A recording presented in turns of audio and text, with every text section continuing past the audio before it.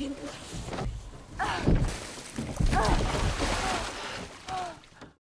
I think to myself, what a wonderful world.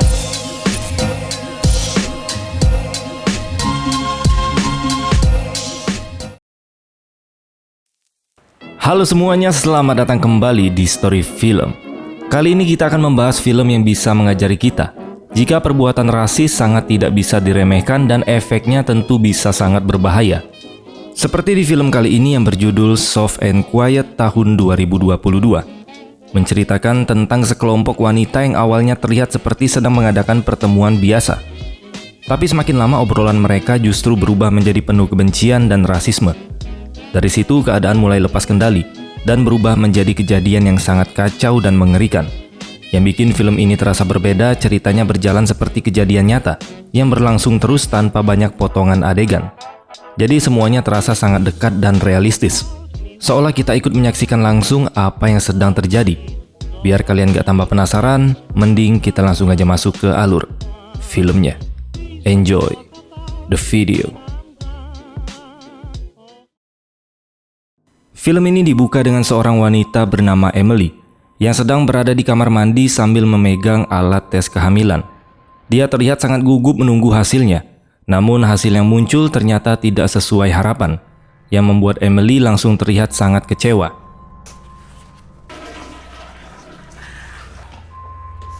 Setelah keluar dari gedung sekolah, Emily menghampiri seorang anak kecil.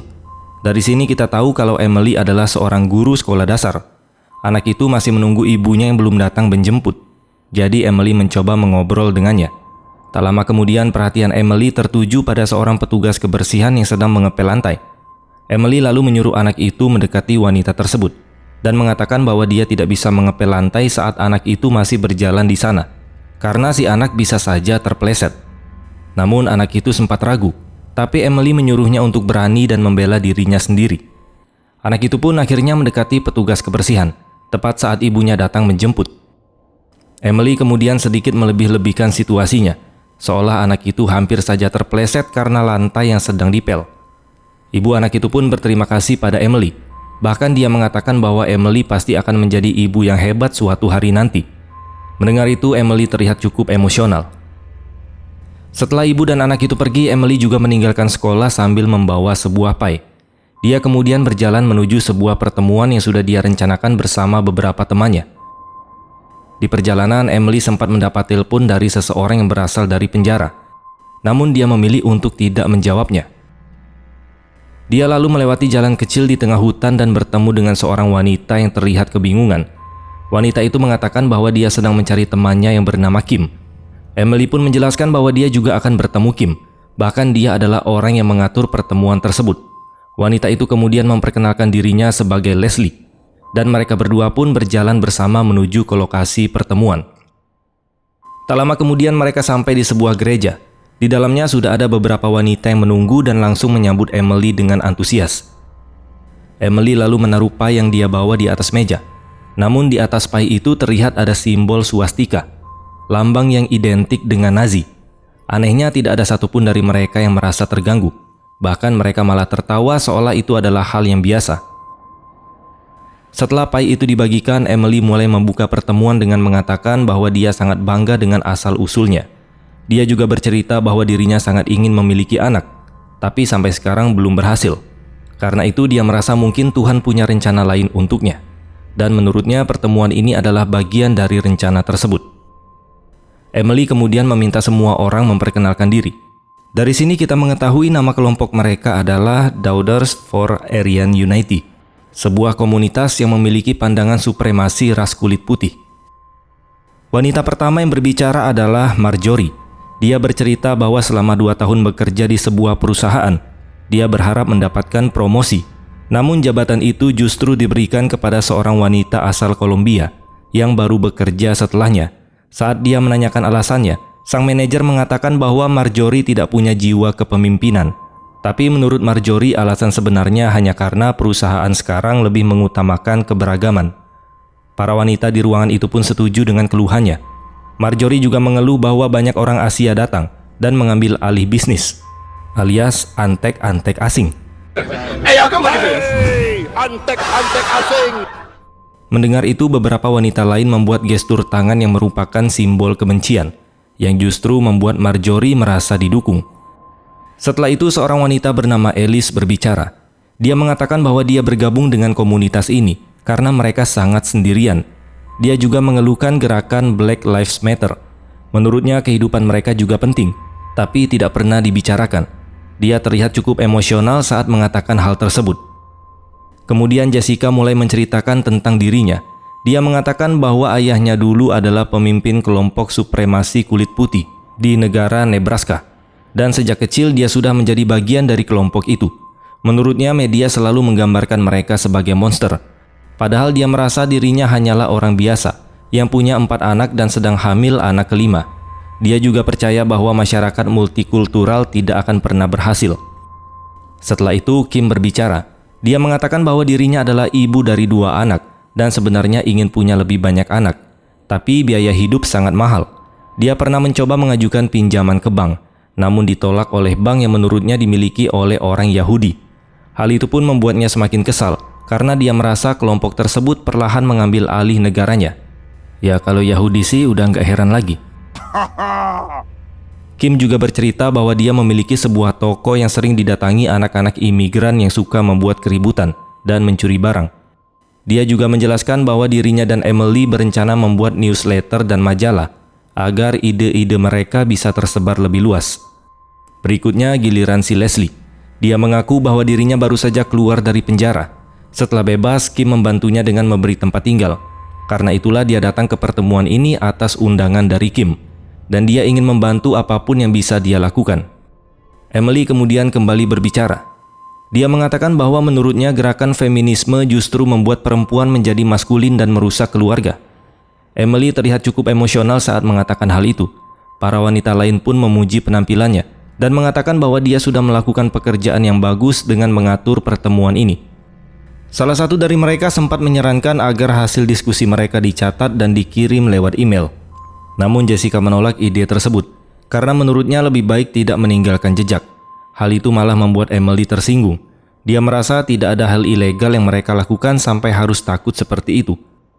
Setelah itu, Kim mengatakan bahwa dia membutuhkan materi untuk homeschooling karena dia tidak suka dengan apa yang diajarkan di sekolah anak-anaknya. Emily pun langsung menawarkan bantuan. Dia juga bercerita bahwa sebenarnya dia punya mimpi untuk menulis buku anak-anak. Leslie lalu menyarankan agar Emily bermimpi lebih besar, bahkan mungkin suatu hari bisa membuka sekolah sendiri. Emily cukup menyukai ide tersebut. Dia lalu menunjukkan beberapa gambar yang pernah dia buat dan mengatakan bahwa dia belajar menggambar dari kakaknya. Namun semakin lama pertemuan berlangsung, percakapan mereka semakin keras dan penuh hinaan terhadap berbagai kelompok lain. Bahkan Marjorie mengusulkan agar mereka membuat daftar semua imigran yang tinggal di sekitar mereka. Alice juga mengatakan bahwa mereka seharusnya mempermalukan pada orang tua Afrika di depan anak-anak mereka. Lalu tiba-tiba pertemuan itu dihentikan oleh seorang pastor gereja yang memanggil Emily untuk bicara secara pribadi. Pastor itu sangat terkejut dengan apa yang mereka bicarakan, dan dia meminta kelompok itu segera pergi dari gereja. Dia juga mengatakan tidak akan melaporkan mereka, asalkan mereka langsung pergi. Dari sini Emily terlihat kecewa. Dan untuk menjaga suasana, dia lalu mengajak semua temannya datang ke rumahnya dan minum wine bersama. Beberapa orang seperti Kim, Jessica, dan Alice menolak karena masih ada urusan. Tapi yang lain setuju. Saat keluar dari gereja, mereka memutuskan untuk mampir dulu ke toko milik Kim untuk membeli wine. Emily kemudian menelpon suaminya yang bernama Craig dan meminta dijemput di toko tersebut. Kim lalu mengantar Emily, Leslie, dan Marjorie ke tokonya. Di perjalanan, Leslie bercerita bahwa dia punya beberapa pakaian vintage yang ingin dijual, dan hasilnya akan dia sumbangkan untuk majalah mereka. Namun dia butuh seseorang untuk menjadi modelnya. Dan dia pun meminta Emily karena menurutnya Emily sangat cantik. Tentu aja wanita kalau udah disanjung kayak gitu, hidungnya kembang kempis. Tak lama kemudian mereka sampai di toko Kim. Emily mulai mencari wine di dalam tokonya. Beberapa saat kemudian, 2 saudari keturunan Asia bernama Annie dan Lily masuk ke toko itu. Melihat mereka, Emily tiba-tiba terlihat berusaha bersembunyi. Kim dan Leslie pun langsung bersikap sinis saat melihat 2 wanita itu masuk. Mereka mengatakan toko sudah tutup dan menyuruh mereka untuk pergi. Namun Anne berkata mereka hanya ingin membeli 1 botol wine dengan cepat. Bahkan dia berjanji akan membeli yang mahal. Tapi Kim tetap menolak melayani mereka. Di sana Lily pun mulai kesal dan membalas dengan kata-kata yang cukup kasar. Anne kemudian melihat Emily di dalam toko. Melihat Emily membuatnya tidak nyaman. Jadi dia pun langsung berniat pergi. Tapi Emily malah menghentikan mereka dan menyuruh mereka membeli wine mahal seperti yang tadi mereka janjikan. Dengan terpaksa, Anne akhirnya membeli 1 botol wine seharga sekitar $300. Saat mereka hendak keluar, Marjorie tiba-tiba menghentikan mereka. Dia menatap Anne dan bertanya dengan nada menghina, apakah dia seorang pelacur ataupun pencuri? Karena bisa-bisanya membawa uang sebanyak itu. Anne menjelaskan bahwa dia hanya seorang pelayan restoran. Namun para wanita itu justru mulai melontarkan berbagai hinaan rasis kepada kedua saudari tersebut. Ketika Marjorie mendorong Anne, Lily langsung membela kakaknya dan situasi pun berubah menjadi perkelahian. Kim lalu mengeluarkan pistol dan mengusir mereka dari toko. Sebelum pergi, Lily sempat menghina mereka dan bahkan menyinggung kakak laki-laki Emily. Dari sini baru terungkap bahwa kakak Emily sedang dipenjara karena pernah menyerang Anne. Mendengar itu, Emily pun langsung terpancing emosinya. Tepat saat itu suaminya alias Craig datang dan bertanya apa yang sebenarnya terjadi. Kim kemudian menjelaskan bahwa gadis yang membuat kakak Emily masuk penjara tadi baru saja datang dan menghina mereka. Emily terlihat sangat marah dan terus menangis. Melihat situasi itu, Leslie tiba-tiba mengusulkan sesuatu yang agak gila, di mana mereka berencana pergi ke rumah Anne untuk melakukan balas dendam. Marjorie bahkan langsung mendukung ide tersebut. Leslie mengatakan mereka tidak akan melakukan hal besar, mungkin hanya mengacaukan rumahnya, seperti buang kotoran di bathtub atau mencuri paspornya. Awalnya si Emily ragu, tapi setelah Kim juga setuju, akhirnya dia pun ikut terbawa suasana. Craig sendiri langsung menolak ide tersebut, karena jelas itu merupakan tindakan kriminal. Namun Emily malah menantangnya. Dia bertanya apakah Craig terlalu pengecut sampai membiarkan istrinya dihina oleh orang lain. Dan akhirnya Craig juga terprovokasi, dan terpaksa dia pun ikut. Tapi dia menyuruh semua orang meninggalkan ponsel mereka di toko agar tidak bisa dilacak oleh polisi. Setelah itu mereka pun naik mobil, dan Emily menunjukkan jalan menuju ke rumah Anne yang berada di kawasan perumahan mewah.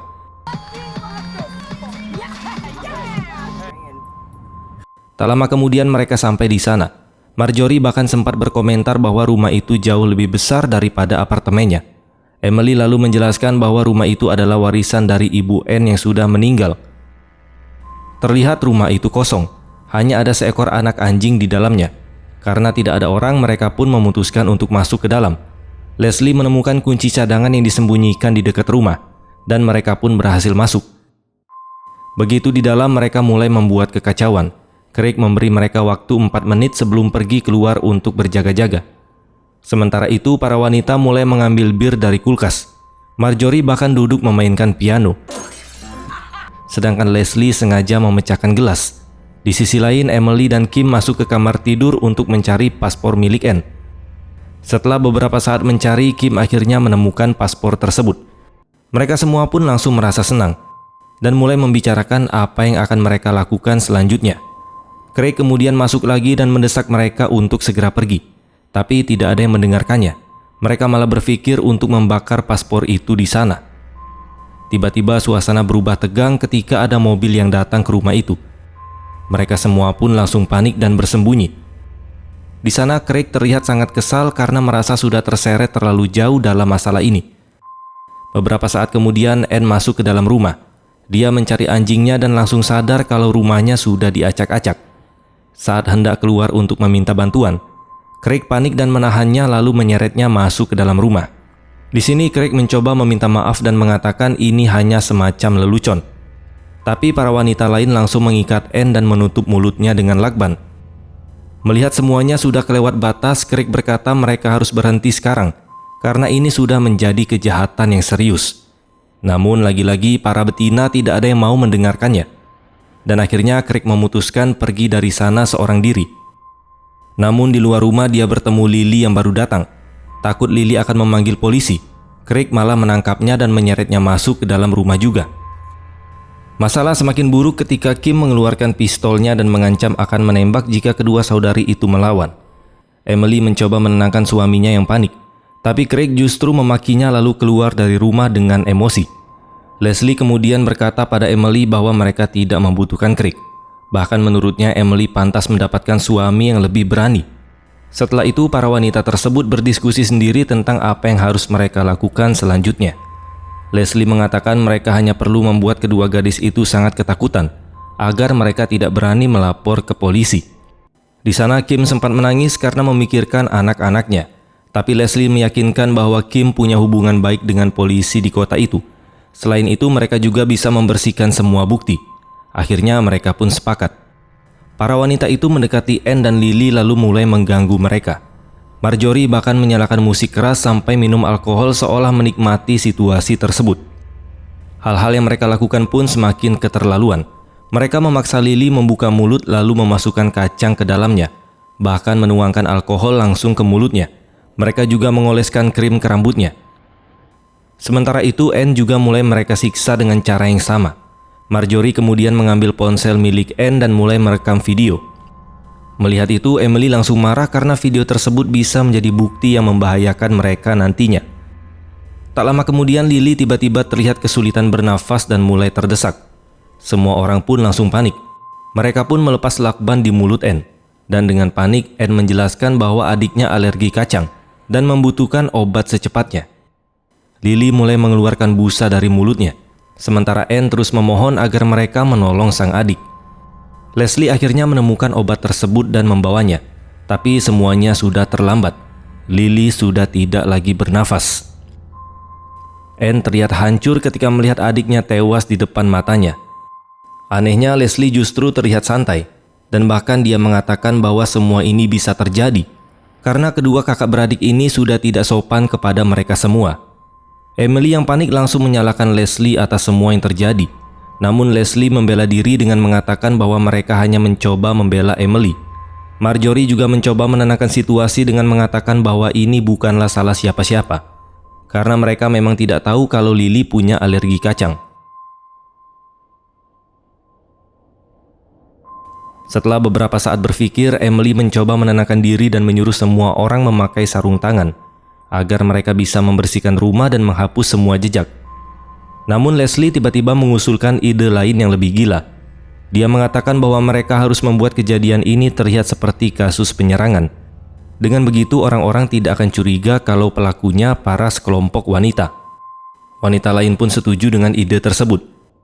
Leslie lalu melakukan hal yang sangat kejam pada Anne dengan menggunakan sebuah wortel, sambil mengatakan bahwa semua ini adalah kesalahan Anne. Anne hanya bisa berteriak kesakitan dan memohon agar mereka berhenti. Tapi Leslie sama sekali tidak menunjukkan rasa belas kasihan. Beberapa saat kemudian Emily meminta maaf kepada Leslie karena sebelumnya sempat membentaknya. Dia mengatakan bahwa tadi dia hanya panik. Emily juga mengaku bahwa dia tidak sanggup melakukan semua ini. Lalu dia meminta Leslie yang menyelesaikannya. Leslie pun tanpa ragu langsung setuju. Bahkan di tengah situasi seperti ini, dia masih sempat berbicara tentang rencana membuka toko pakaian dan meminta Emily nanti menjadi modelnya. Emily hanya bisa mengangguk. Tak lama kemudian Leslie mengambil sebuah bantal dan menekannya ke wajah Anne sampai akhirnya Anne tewas. Sementara itu Emily mulai membersihkan rumah dari kekacauan yang mereka buat. Kemudian mereka memasukkan kedua tubuh tersebut ke dalam kantong besar dan membawanya ke mobil.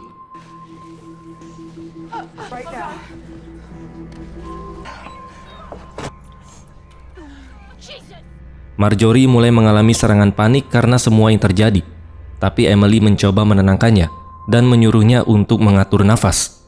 Mereka saling meyakinkan bahwa setelah membuang jasad itu ke danau, mereka akan kembali ke rumah untuk membersihkan semuanya agar tidak ada yang mengetahui kejadian ini. Di perjalanan, Leslie malah menyarankan agar mereka membuang tubuh itu di hutan saja, dengan cara dikubur. Hal ini membuat Emily dan Leslie sempat berdebat.